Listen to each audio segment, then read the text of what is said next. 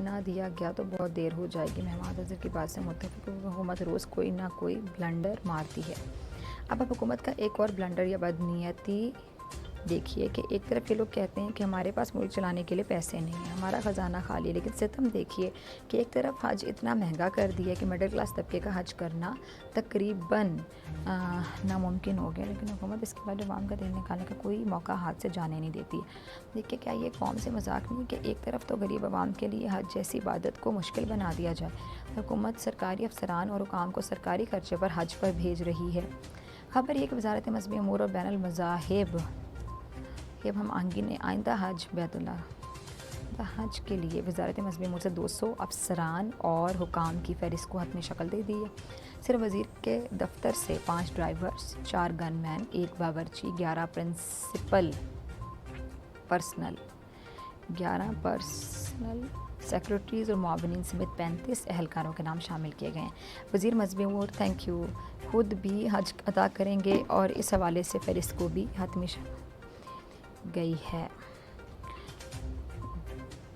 हुकूमत की जानिब से कहा यह जा रहा है कि मुंतखब अफसरान और एहलकार आज़मीन हज को मतलूबा खिदमत फराहम करेंगे। जिस हवाले से वज़ीर के फोकल पर्सन बराए डिजिटल मीडिया अबू बकर उमर ने अपने ट्विटर बयान में लिखा है कि वज़ीर आज़म पाकिस्तान ने वज़ारत मज़हबी अमूर से इस खबर पर वजाहत तलब की है।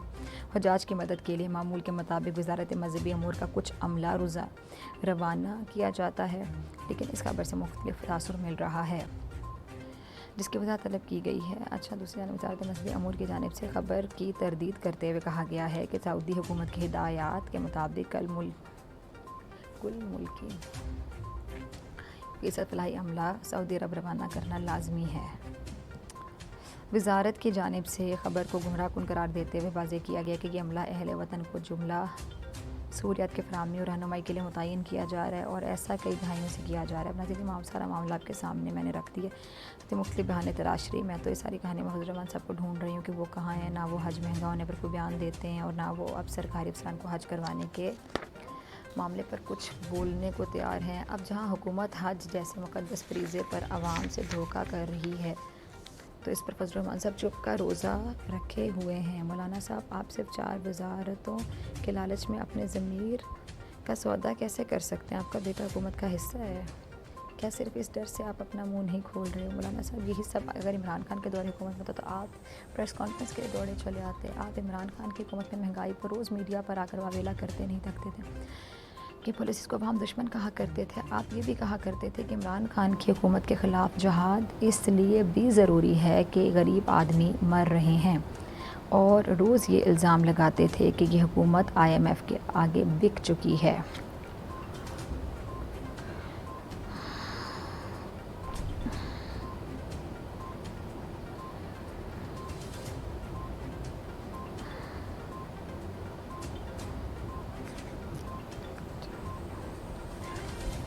देखिए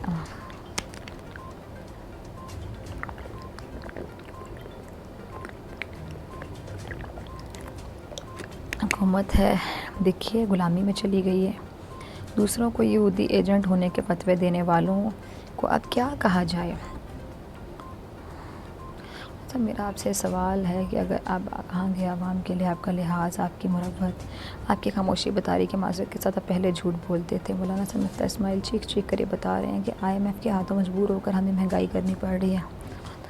इनसे क्यों नहीं पूछ रहे कि अब क्यों ये IMF के कहने पर लोगों पर जुल्म के पहाड़ तोड़ रहे हैं?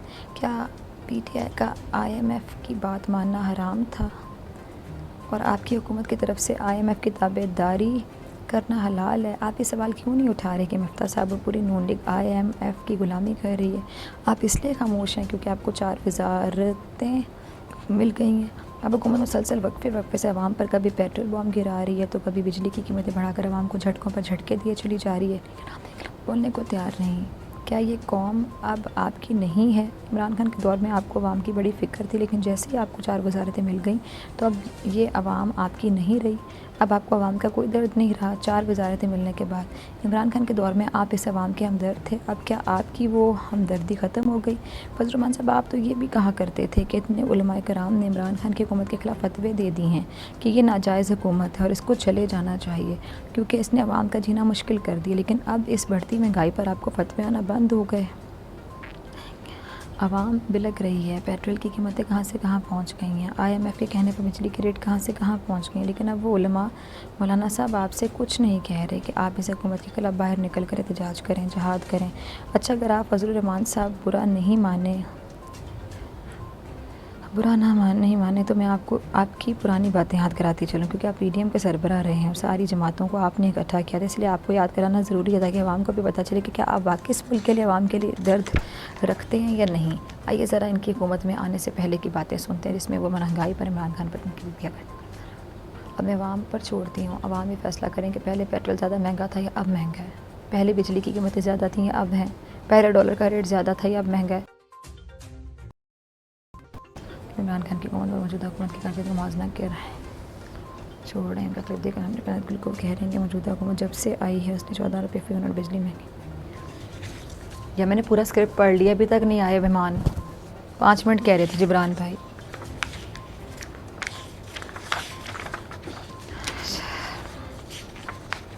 दूसरा क्लिप, तीसरा क्लिप, चौथा, 5 और छठा क्लिप।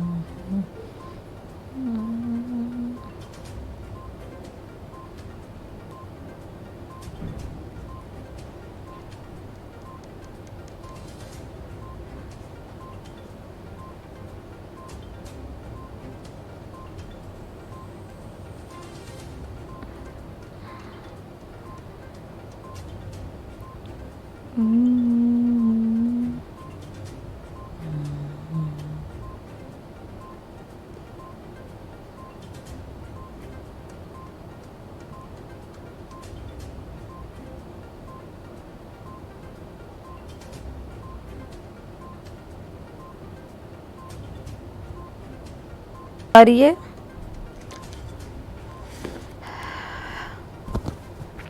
खैरियत से आप अजहर साहब? नहीं कोई इशू नहीं है, नहीं कोई मसला नहीं है, चलें जी स्टार्ट करें। जिब्रान पे कितने मिनट का करना है अब हमने? 10 मिनट। कराची 10 मिनट करना है या इससे कम करना है? क्या अहमद भाई, मुझे आवाज़ नहीं आई। ठीक है जी, चलें स्टार्ट करें। ओके जी, वेलकम बैक नाज़रीन। वज़ीर आला हमज़ा शहबाज के इंतखाब को कलअदम करार देने की दरख्वास्त पर लाहौर हाई कोर्ट ने वज़ीर आला हमज़ा शहबाज, अटॉर्नी जनरल पाकिस्तान और एडवोकेट जनरल को नोटिस जारी कर दिए। बात करेंगे कि तहरीक इंसाफ की कानूनी और आइनी जंग किस तरफ जा रही है और इसकी कामयाबी के कितने फ़ीसद इम्कानात हैं। इस पर बात करने के लिए मेरे साथ मौजूद हैं वकील Tehreek Insaf, senior advocate supreme court Azhar Sadiq साहब। बहुत शुक्रिया अजहर साहब ज्वाइन करने के लिए। अजहर साहब, तहरीक इंसाफ की जानिब से वज़ीर आला हमज़ा शहबाज के इलेक्शन को कलअदम करार देने की कानूनी जंग जारी है, तो क्या लगता है मामला ये आखिर किस तरफ जाएगा? क्योंकि हुकूमती मौक़िफ़ ये कि जी हमज़ा शहबाज के खिलाफ तहरीक अदम एतमाद ले आएँ और हटा दें उनको।